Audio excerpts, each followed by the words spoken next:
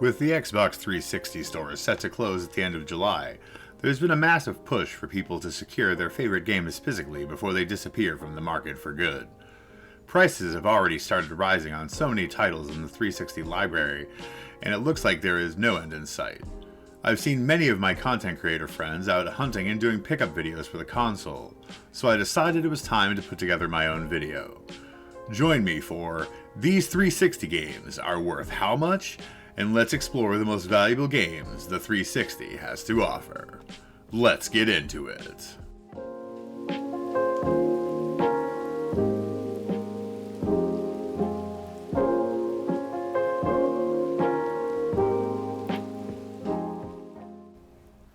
Infernal: Hell's Vengeance is the console port of the PC original Infernal. It released in North America in June of 2009.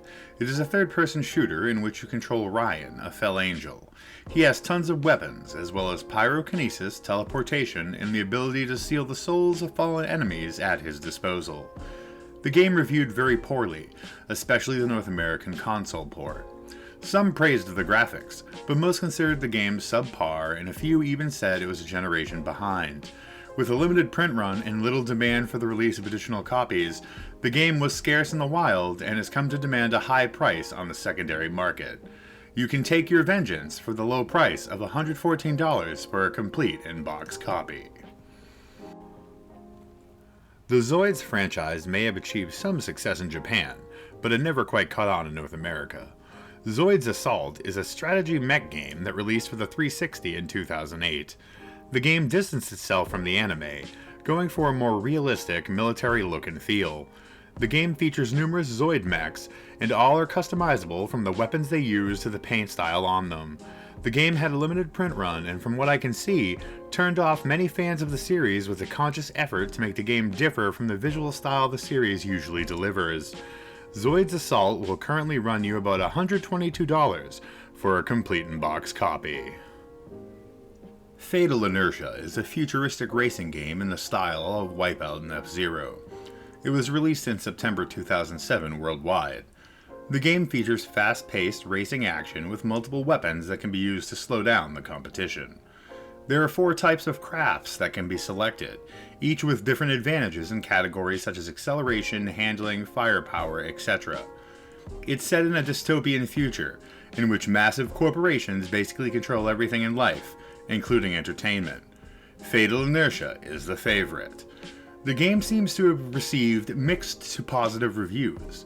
It also seems to have had a limited print run upon release. Its enhanced port to the PS3 with various improvements was only released digitally. If you decide to race out and grab a copy, it'll run you about $127 complete in box. Fist of the North Star: Ken's Rage 2 was released in 2013 for the 360, PS3, and Wii U. The game follows the popular series, injecting more of a classic Dynasty Warriors style from Koei in the second game. The game features many of the same beloved characters from the first game, as well as the same story beats, but greatly expands upon them. It also features a dream mode, which expands on the backstories of the many characters featured in the 2 games. The game received average to mixed reviews.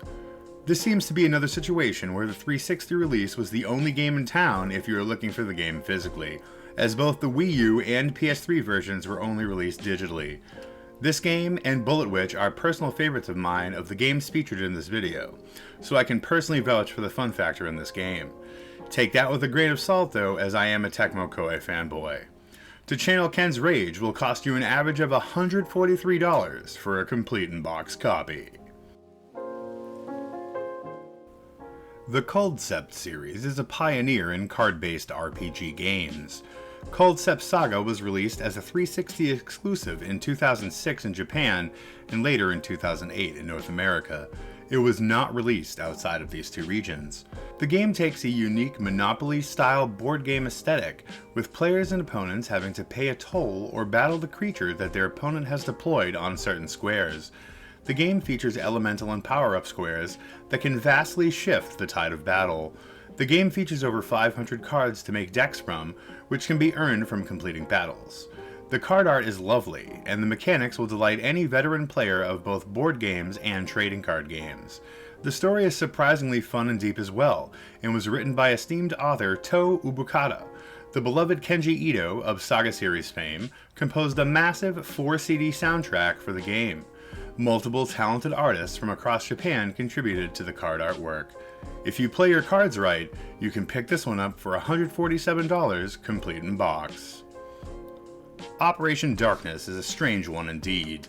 Valkyria Chronicles may be the top of the game in wartime tactical RPGs, but did you know Operation Darkness beat it to market by a few months in Japan?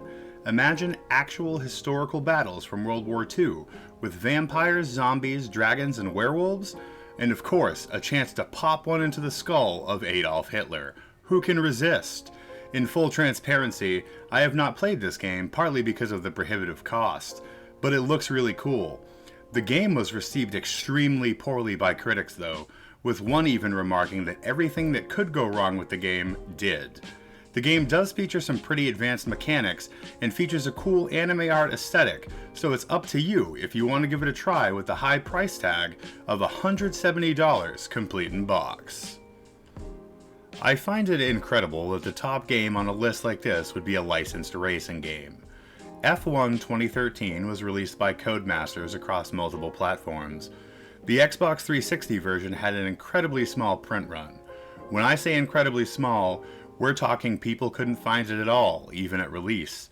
Add to that the rumors that the few copies that were available were quickly pulled off of the shelf due to an issue with the barcodes and licensing issues as well. All of that adds up to a game that fetches an incredible price. The funny thing is, even on other consoles, Steam keys included, due to the game being delisted for, once again, licensing issues, the game fetches super high prices. I read that at one point, Steam keys were going for around $100. Looking further into the game itself, many consider the game to be the finest racing game ever released. All of this may explain the $420 price tag for a North American 360 complete in-box copy. Well, that about wraps up our list of insanely expensive Xbox 360 games. Are you buying up 360 titles in anticipation of the store closure? What bangers do you have in your collection? Let us know in the comments. Do you like what we're doing on the channel? Why not drop us a subscription and a like on the video? As always, thank you for watching, and stay creepy!